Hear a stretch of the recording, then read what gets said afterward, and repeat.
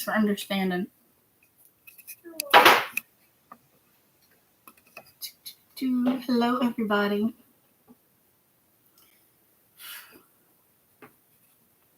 Fix this so it's a little more aesthetically pleasing. There we go. I guess that's good enough. Let me get my setup going so I can see the comments.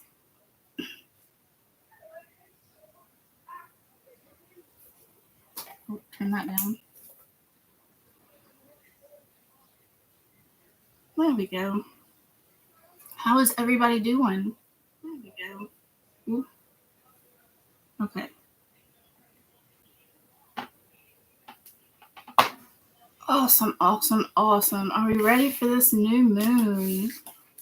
I'm excited for it. This new moon is not nearly as heavy as the full moon we just had a couple weeks ago. I think that's nature's way. Like when we go through something difficult, then we get to go through something that's a little, like there's a time of challenge, a time of difficulty, and then there's a time of ease and comfort that comes after. So it's like this back and forth, and we sort of, if we can embrace that and be comfortable when it's time to be comfortable, and face the challenge when it's time to face the challenge, I think embracing that cycle can be extremely helpful. I think it's always easier if we sort of go with the flow, not like just go along with something for the sake of going along with it, but going with the flow, like your own flow. I'm gonna pull up the new moon chart here. I'm trying not to cough. I just took some cough medicine. There's been a bug going around in our household, and it's my turn to get it. So my throat's been kind of sore. I'm gonna try not to cough a whole lot. Let's see.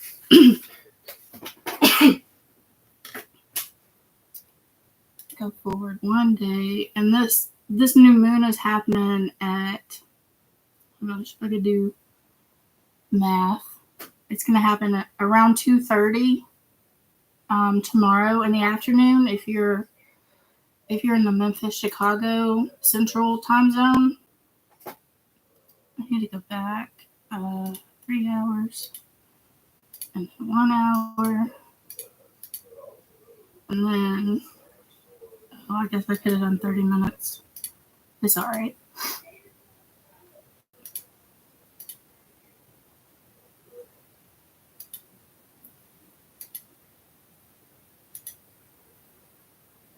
There we go.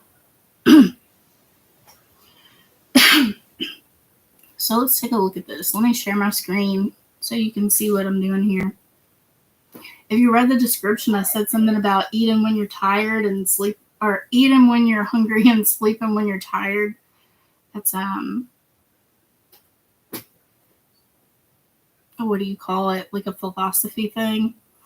It means, basically it just means like knowing what you need and seeing to that, being able to be present in the moment and giving yourself what you need. It's very simple. It's a very Taurian thing. So that's what I want to like start with. Let me pull up this chart real quick.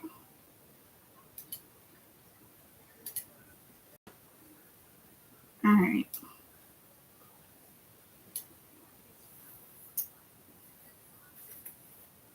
New moon in Taurus. So what is Taurus? What place is Taurus? What does this Taurian space look like? When you think about like Taurus people, they're very like stable, steady, slow. I'm not saying every Taurus person is like this. I'm saying like the stereotypical archetypical Taurus energy is a place of comfort, a place of security. It's about quality over quantity. When I'm talking about Taurus or teaching people about Taurus or trying to help people understand Taurus, I like to use the example of,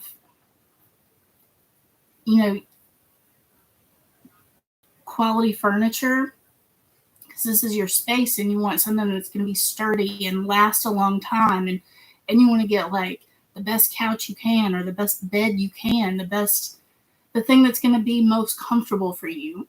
And it's not about how much it costs. It doesn't have to be the most expensive thing, but it's usually not the cheapest thing.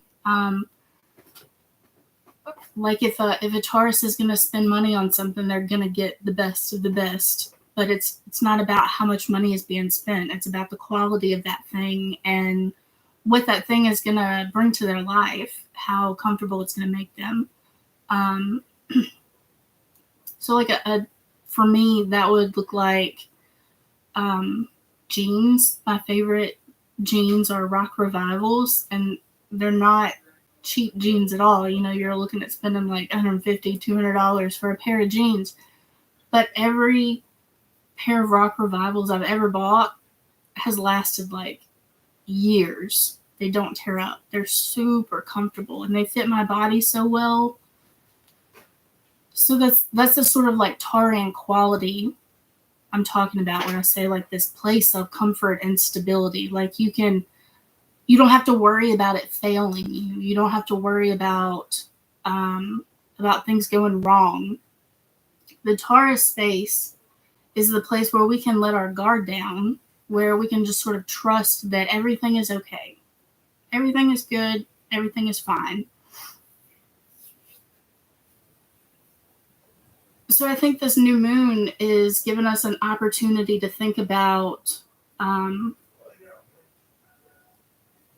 what gives us that feeling and creating a space within ourselves to feel that feeling.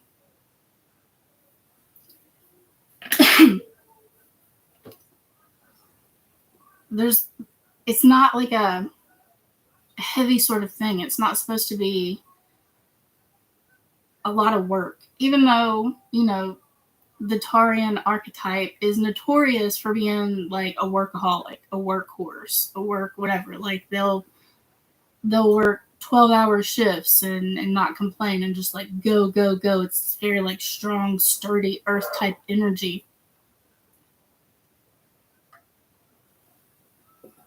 But it's sort of like the ant and the grasshopper. The grasshopper was just like playing and having fun. And then the ant was working, storing up food for winter.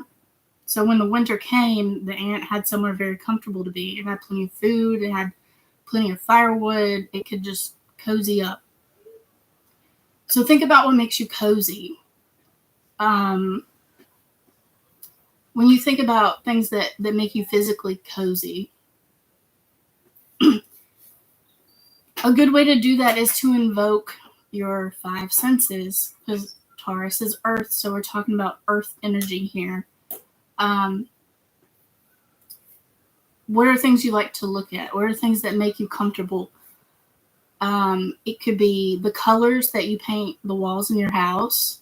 I try to think of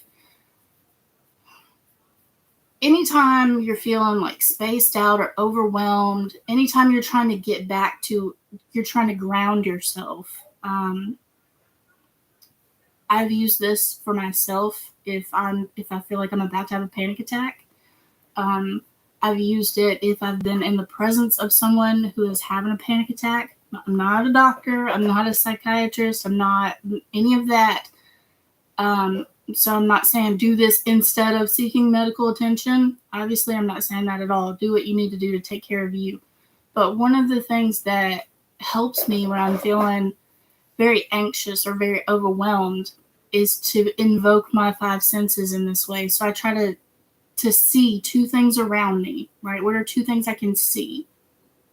So what are two things that you would see that bring you comfort, right? Like what color you paint your walls. It could be like, I like to see trees. I like to be outside. I like to see the ocean. I like to see mountains. I like to see a clean room. I like to see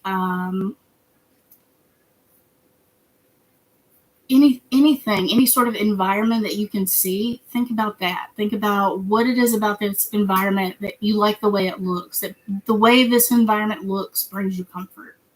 All right. And then you can think about a smell that brings you comfort. It could be coffee. It could be your favorite candle. It could be your grandma's cooking. It could be it could even be something that is not so laid back. Like maybe you like the way your sweat smells when you're working out. That brings you comfort, right? It could be the way the car smells when you're getting ready to go on a road trip, or the smell of like gas and oil if you like working on cars. It could be the smell of paint because you like to paint. It's comforting for you. Any of those things, any of those smells that are comforting to you, think about that. Taste. What tastes bring you comfort? What are your favorite comfort foods? What helps you feel cozy? Sounds. What is a pleasing sound for you? What's a comforting sound? When I go to sleep, I like to listen to a crackling fire or water. Maybe it's any sort of music, like music that's just very comforting to you, your favorite song. The sound of someone's voice that you really love. And then touch, what feels good.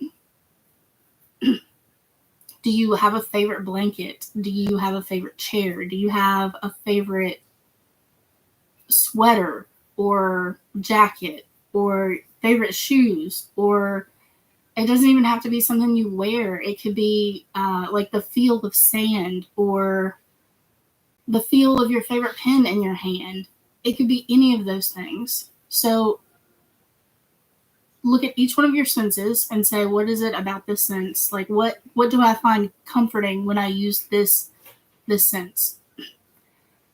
That gives you an idea of, it can put you in the mental Taurus space, right? It can bring you into that sort of like meditation of comfort.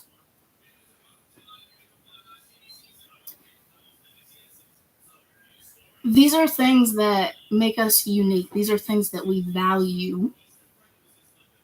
And it's not going to be the same for everyone. Robert Greene calls them our primal inclinations, the things that we are naturally drawn to, that we are naturally excited about, and that we find comfort in, that give us this sense of like, this is really cool type thing. We are born with this sort of emotional connection to these things. It's not something that that we learn to do, even though we can throughout our life find these things that, oh, I didn't know I like this so much, because you've never been exposed to it, or maybe you're looking at it in a new way. But there's something about it, like it's in your DNA. It's just what you like. So it's something that can't be taken away from you.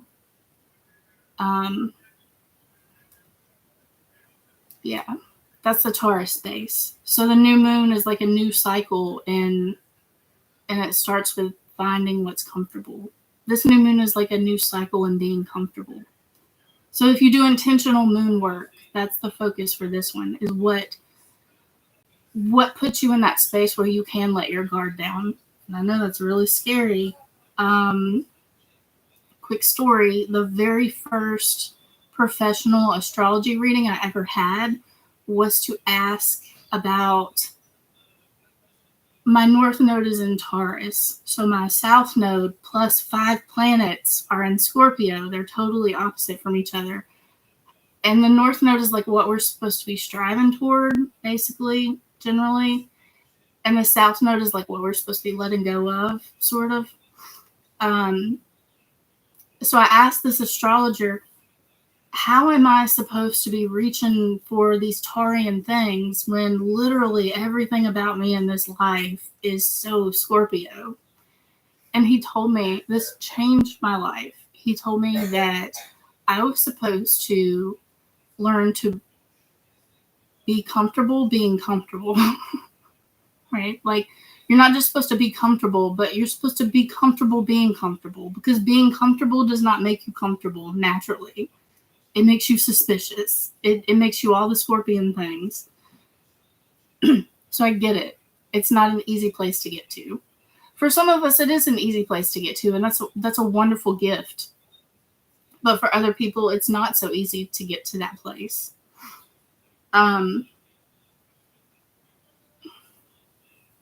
Pluto is in Aquarius right now. Right, we've got the sun and the moon here, our new moon in Taurus. Pluto is squaring it in Aquarius. Pluto in Aquarius is about, Pluto's going to show us where the societal conditioning has taken root in our souls. So when we're talking about finding our place of comfort and being okay, being comfortable, maybe some of the things that we find comforting, like maybe society is telling us that we shouldn't be comfortable right now, that we shouldn't have a safe space, that we shouldn't, that we should feel guilty about being comfortable. And that's just not true. If we're talking about psychology, right, or behavioral development, or any of those things, when it comes to human development, like the science of human development, Abraham Maslow had this thing called actually I'll pull it up, his pyramid, Maslow's hierarchy of needs. Did you see that where I said Maslow occult? Because I wanted to see if he was a magician or if he was into those things. So in this hierarchy of needs, I'll just go to the Wikipedia one because it's the public one, right? I think it's okay for me to share that. I don't think I'll get into any sort of trouble for sharing that. If our physiological needs are not met, then there's no way we can even start to worry about the needs that are higher up in this pyramid. We have to take care of these first: breathing, food, water, sex, sleep, homeostasis, and excretion. Sex is on here just because, like, it's not sexual intimacy. Like up here, it's like the continuation of our species. Our species would go extinct if we didn't reproduce. So that's why that one's on the bottom. But if we can't breathe, if we don't have food or water, if we don't have the things we need to stay alive, we can't worry about any of the other things. So Taurus is the place where we don't have to worry about having these things. It's the place where we know our needs are met. We know we're taken care of. We know we can be comfortable. Pluto in Aquarius, sometimes the world tells us what we can or can't have, what we should or shouldn't feel, what we should or shouldn't think. And not just like the world, society in general. Even though Aquarius is about society, there are other places where we find these things too. Like the home you grew up in, that's a sort of mini society, right? It's your immediate, the people that are around you in an immediate proximity. Stephen Forrest poses this question: who would you be if you had a different mother or father? You almost can't even imagine that, right? Because who you are now is because of the people that you've been around your whole life, the way their beliefs affected you, the way their rules affected you, those sorts of things. The input from the world around you, how it shaped who you are.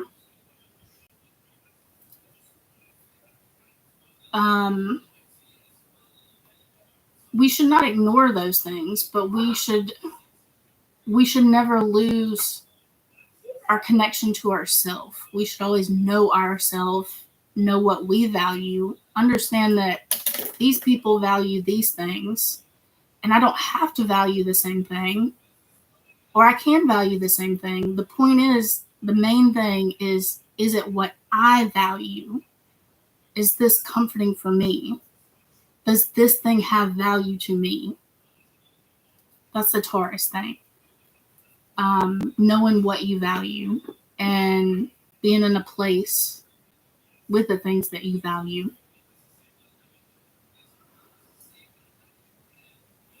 There was an experiment that was done, and there's some like back and forth as to whether or not it was a real experiment.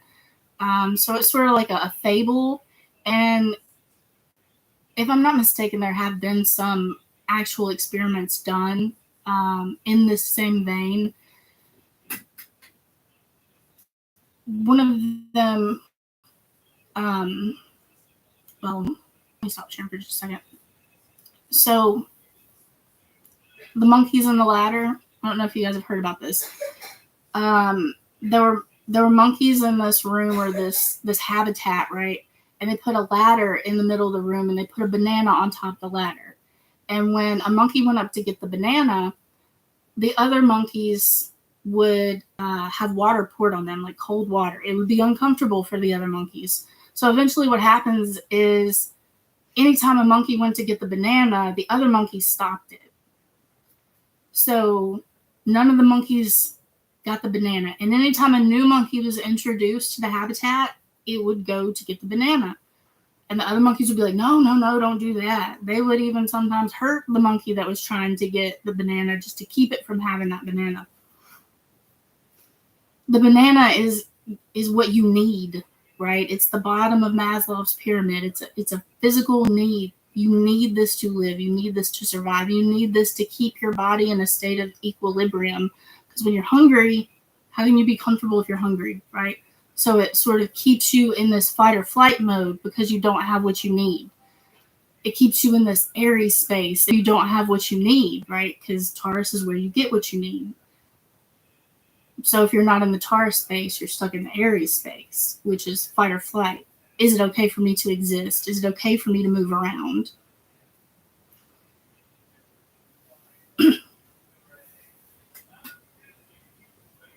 So think about that when it comes to us. Even if like the experiments are not real, the fable still holds value. It still holds water, right? The other monkeys were keeping the one monkey from getting what it needed, from comforting itself and making itself not hungry. Because when you're hungry, you're not comfortable. That's very Pluto and Aquarius for me. It's like showing us, hey, this is the thing that's wrong. We've been conditioned to think this way because there has been some sort of discomfort or punishment that comes from trying to get what we need. And it wasn't just a banana. In some of the fables or the experiments, they used food, and then some they used toys. What? Why would you need a toy? That's not a need, right?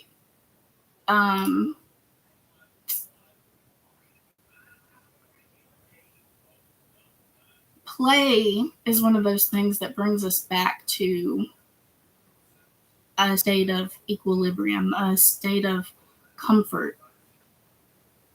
What does play have to do with any of this, right?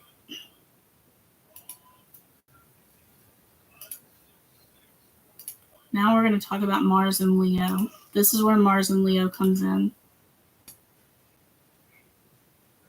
So Pluto is squaring this new moon.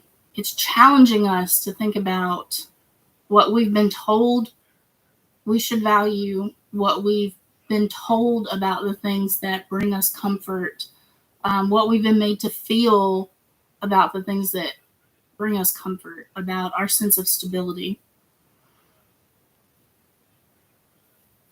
Mars in Leo is also squaring it. So it's challenging us to do something about this. Pluto is challenging us to see the wound, to acknowledge the wound. Mars is challenging us to do something about it. But Mars is in Leo. It's not in Aquarius. So what does that mean? Leo is the stage, the theater, the play, right? Leo is about a genuine expression of yourself. It's about creating. It's about recreation. It's about play. It's about, think about little kids playing and they're just pretending, right? And they can pretend whatever they want. They can make whatever they want a real thing. They are expressing themselves in this creative way and showing it to the world. Let's pretend we're airplanes. Let's pretend we're this animal and we've got to do this thing, or let's pretend we're a hero, or let's pretend that our stuffed animals are doing this thing, right? They're playing, they're pretending, and it's something that we need. This is something else that I've struggled with, because with all my Scorpio in the 5th house, it's like Scorpio is this very serious energy, right? So what does it have to do with play? And I've always been, like, even when I was a kid, I didn't play a lot. I didn't pretend a lot. And I had to really think about this. How did I play when I was a kid? How did I use my imagination when I was a kid? For me, it was books, fiction books. And I've always associated Neptune with, because Neptune is sort of like your imagination, your spirituality, your it's like what's possible, sort of hopes and dreams type thing. So Neptune, and it's about the illusion and the disillusion and what's real or not real. So I think Neptune has a lot to do with play. Neptune helped me figure out how I like to play. So when I read these fiction books, that was like my way of playing, even though it was a very internal psychological way to play. That's how I did it. So that's very Scorpio 5th house, I think. Mars is about the action. So what are some things that you can do that you really authentically enjoy doing, just for the sake of enjoying it, just for the sake of enjoyment, of play, of recreation?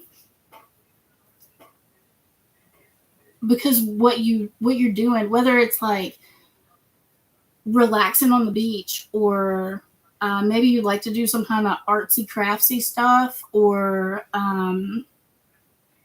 like think about ways that you play, think about ways that you express yourself for the simple enjoyment of doing these things, not because they serve this awesome purpose or because like they need to be done to help with something else, but just simply you enjoy doing these things. That's Mars and Leo. What do you enjoy doing, right? And again, it might be challenging to think about because this is a square. But doing these things that you enjoy, or doing something and figuring out, maybe I don't enjoy this as much as I thought I did. When you go to the craft store like Michael's or Hobby Lobby or Joann's or any of the other big craft stores, you'll see that you can see what the trends are, right? You can see, well, everybody must be into these diamond painting things right now, or everybody must be really into planning and stickers right now because those are the products that they have the most of. So you kind of feel like, maybe I should try this. If you try it and you don't like it, guess what? That's totally okay. You don't have to like it. It's not your thing. It's not an authentic expression of yourself. It's not what you enjoy, and that's okay. So you don't have to do it. If you do enjoy it, that's great. You figured out something that you enjoy doing, so you can do it more. It's important for us to decompress in this way. I want to show you something else real quick.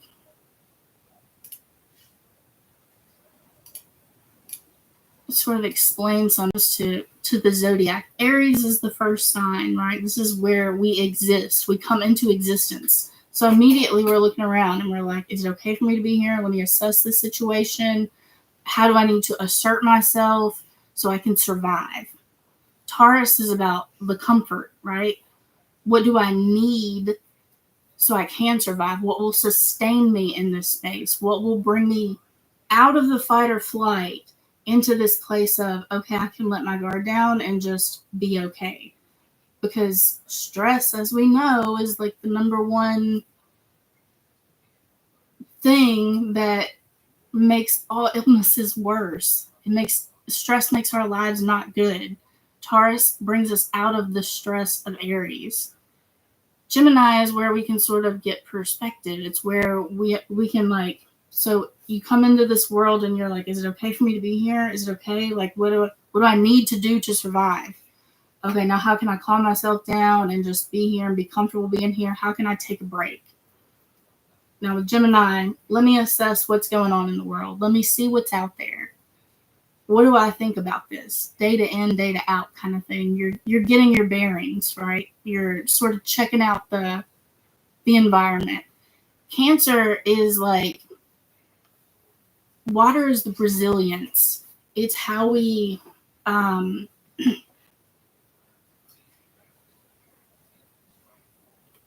it's our ability to recover from things when they're not so great, or when we feel threatened, or when we've been hurt. It's our ability to recover from difficulty. A lot of times what we need to recover from a tough time, like, man, I've been working so hard, there's been so much going on, I've been dealing with a lot of stuff, I need a vacation. I need to play for a minute. Kids, when they've been at school all day, they just want to play for a minute, right? When you get home from work, you just want to kick back and watch TV. You want to do something fun and not stressful. That's the Leo space. So Mars is challenging us to do something fun in Leo, to do something we think is fun, not what everybody else thinks is fun for us. Because while Mars is squaring this and it's challenging our sense of comfort, it's also in opposition from Pluto, right? So Pluto is saying, hey, take a look at these things that everybody is telling you and how they've affected you. And Mars is saying, yeah, like it's the same goal, because they're both they're on the same point here in the middle where you are. They're just coming at it from opposite angles. So Pluto is saying, hey, all this stuff, this is just what you've been told to feel and do. This is what you've been told to find value in. This is how you've been told to be comfortable. And Mars is saying, hey, yeah, do something fun. Do something that you really authentically enjoy doing. But it's the same goal. Does that make sense?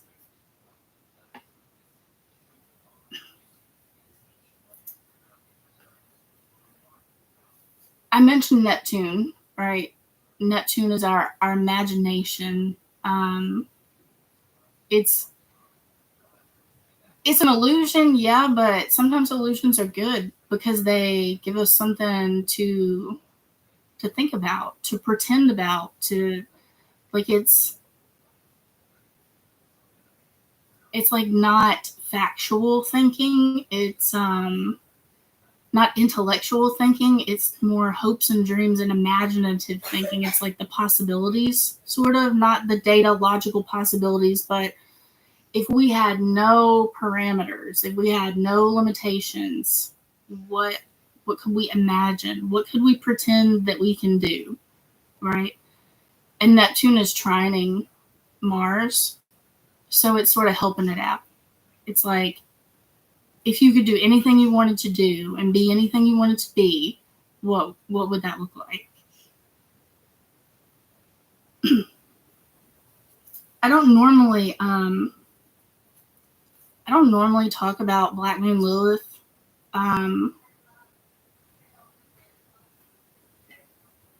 I feel like it's relevant in this case because it's creating this cross, this grand cross, right? Mars, Pluto in opposition. The new moon and Lilith are in opposition. And they're all squaring each other. So it makes a grand cross.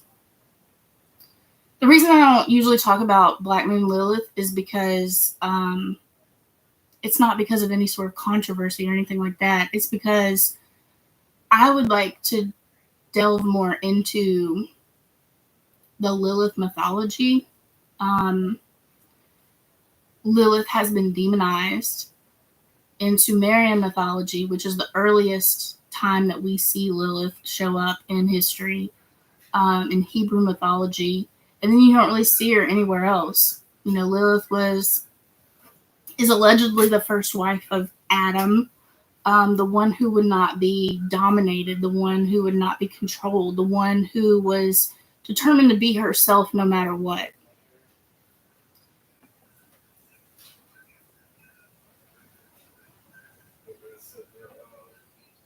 So in astrology, Lilith it's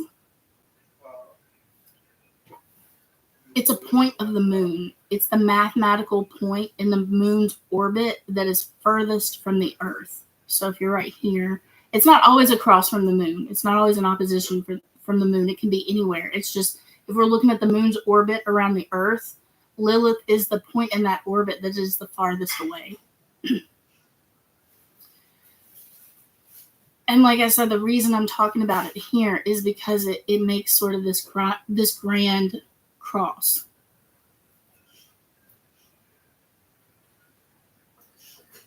I'm trying not to cough a whole lot. Lilith represents the deepest part of our psyche, because it is a point in the moon, and the moon is our subconscious. It is our psyche, sort of. It's our subconscious self, not the conscious part of our psyche that we work with all the time, but the deepest part of the subconscious. It's the part that we access the least. It's the most shadowed part of our subconscious, and it represents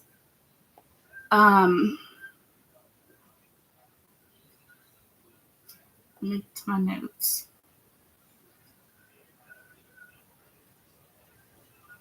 It represents the parts of us that we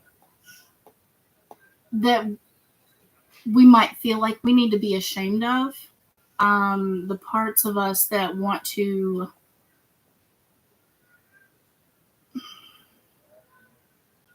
where we feel the most need for independence, where we feel the most need to assert ourselves, the parts of us that refuse to submit, our deepest shadow of our psyche. So with Lilith and Scorpio, what does that mean? I talk a lot about Scorpio being the sign of the extremes because it's so all or nothing. It's either 100% in or it's not even there at all. It's 100% out, right? Scorpio really represents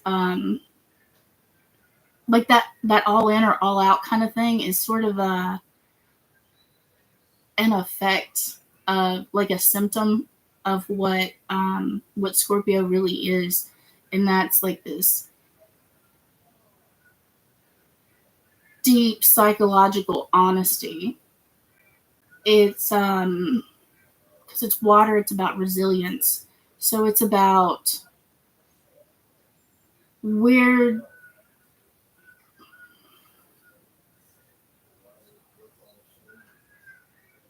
are we afraid to become resilient? What part of ourselves do we not want to look at that needs some sort of healing, that we need to overcome, that we need to heal, that we need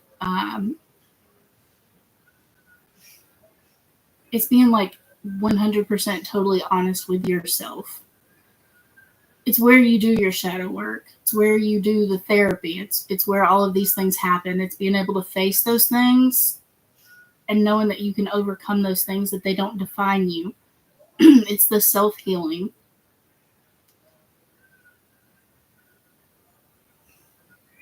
So with Lilith and Scorpio,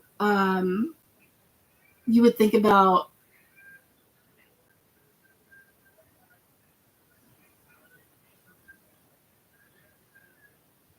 maybe you feel wrong for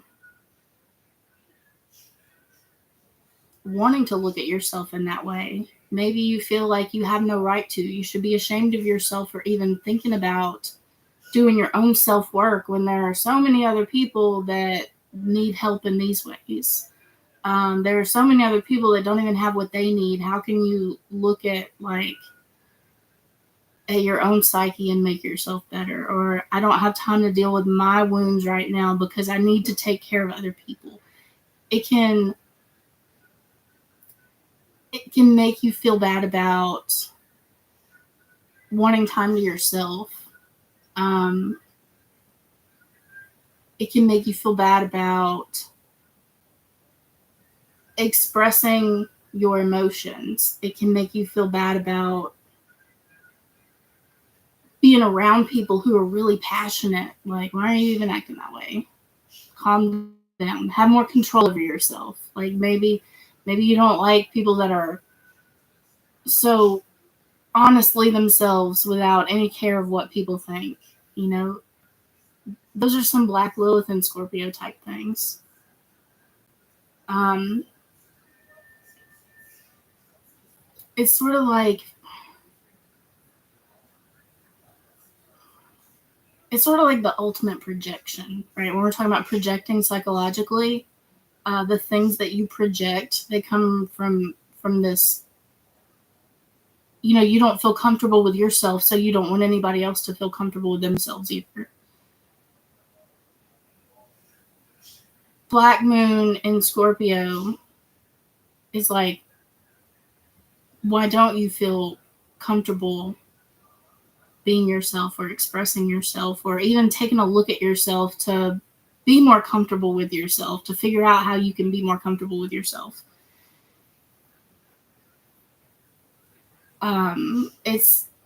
It's challenging you to acknowledge it's okay for you to be comfortable being yourself. It's okay for you to be comfortable being comfortable. You don't always have to be uncomfortable. You don't have to feel bad about being comfortable. You don't have to feel bad about any of these things that we've been talking about, you know, somebody making you feel guilty for feeling this way, or you feeling guilty, feeling weird about it, like maybe I shouldn't. It's all represented with Black Moon, Lilith, and Scorpio. Um, so that's why I'm talking about it with this new moon reading is because it's relevant. Like I said, I don't always talk about Black Moon, Lilith. This is probably the first time I've talked about it um, in like a public type way, but it's because it's making this grand cross here. So I think it matters. I think it counts. Um, I don't time.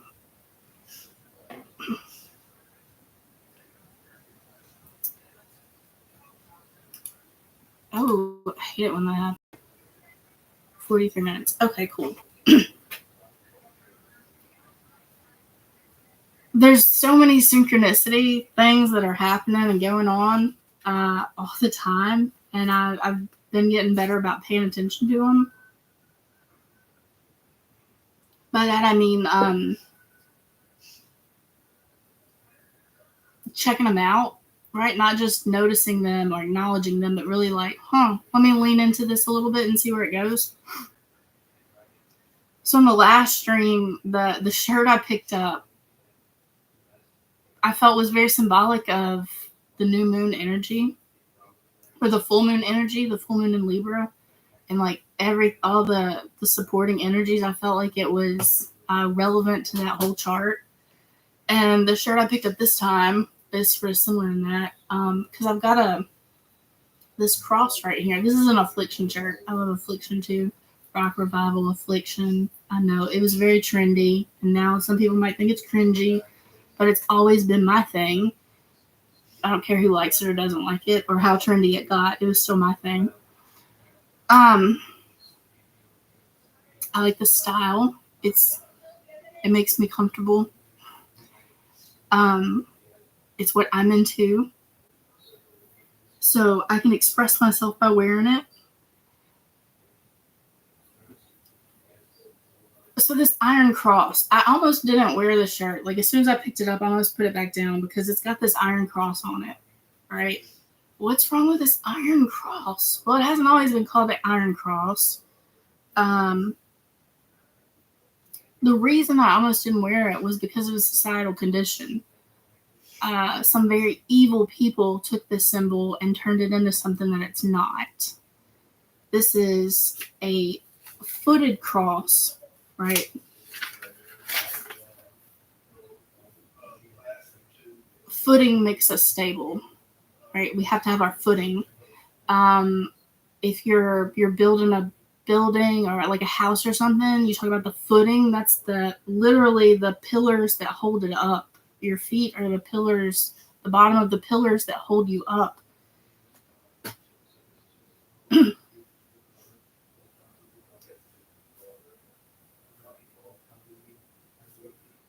In alchemy, they call it a cardinal cross, but it's just a cross, right? It symbolizes the earth, the prima materia. It's the four elements, right? The cross with the circle, or like the plus sign with a circle, it's you. So that's what it represents, and that's what it represents in magic.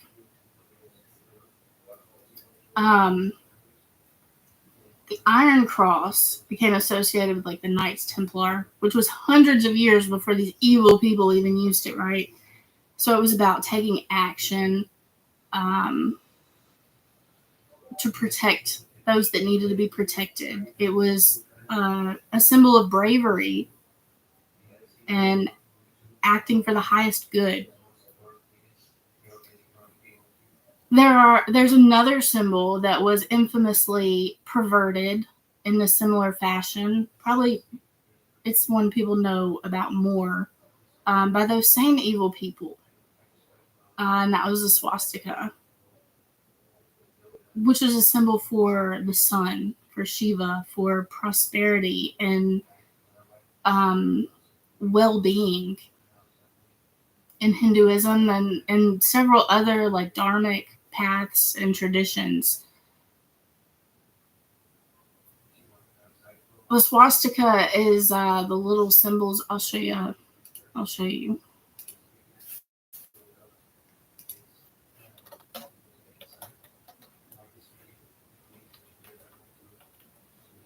Swastika, because there's a couple of them. I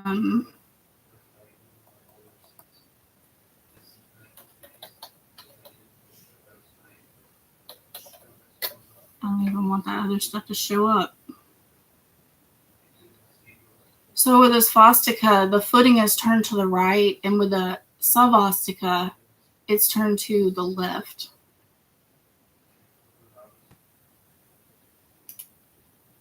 Oh, wait, that was a good one.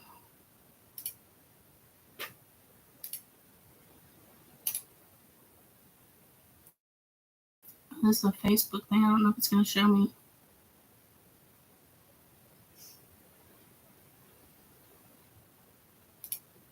So let me share this real quick so you can see. You're probably like, why am I even talking about this? Well, because it's relevant. It represents the societal conditioning and how I believe that we shouldn't let those conditions tell us what's what, right? Don't let them govern or change the meaning of something. This is a right hand swastika, and it's the sun, and the left hand one is sort of like the dark or Kali, right?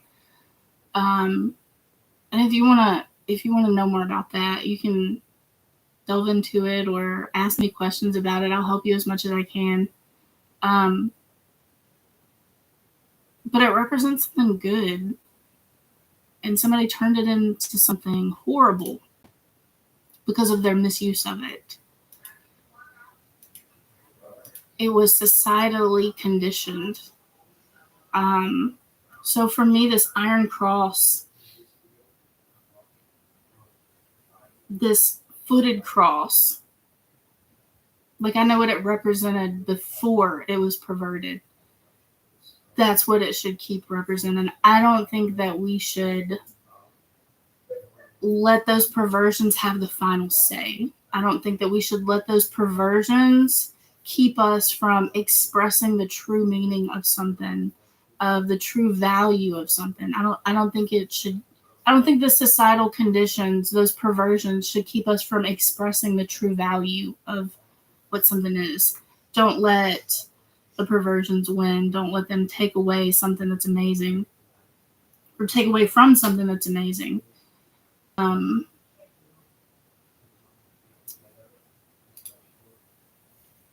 The other thing that struck me as pretty synchronous was not only is this a grand cross, it's a fixed cross because everything is in fixed signs. So fixed is like not moving, it's steady. The fixed energy is where we do the self-reflection. It's not going anywhere, like it's not moving this way or this way. It's very still. It makes it more stable, more secure. This is also where the 4 royal stars are located.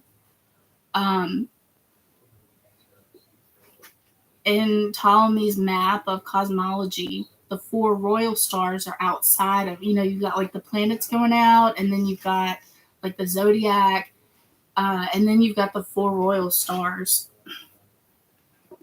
The sign for the star, or for, okay, so if you look at language, like since we've had written language, which sort of started with the Sumerians, that was where we first saw written language. They had a symbol called a dinger, and they put that symbol in front of someone's name so you knew that they were a king or a god or a star or an angel. Like throughout history, these things have sort of meant the same thing. It represents divinity. The thing that this is a divine thing, right? The person we're talking about is a divine person.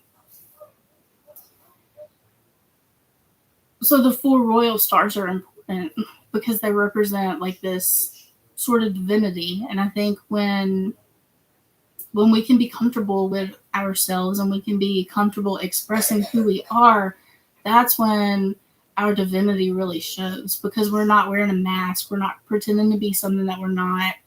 We're letting our guard down and just being ourselves. And I think that, this is my personal opinion, I think that it's sort of like being who God made you to be, like being yourself as God made you, not trying to pretend to be something else.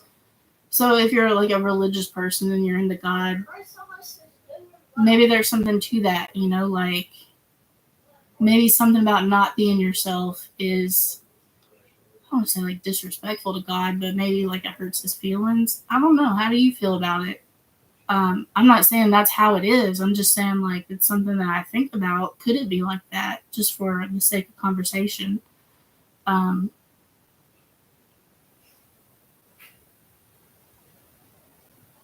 the another thing I thought about was like in the Bible when it talks about the 4-faced creature, like in Revelations, and don't get me lying, it talks about it in other parts of the Bible too, where it's like there's the face of the lion, the face of the bull, the face of the eagle, and the face of the human.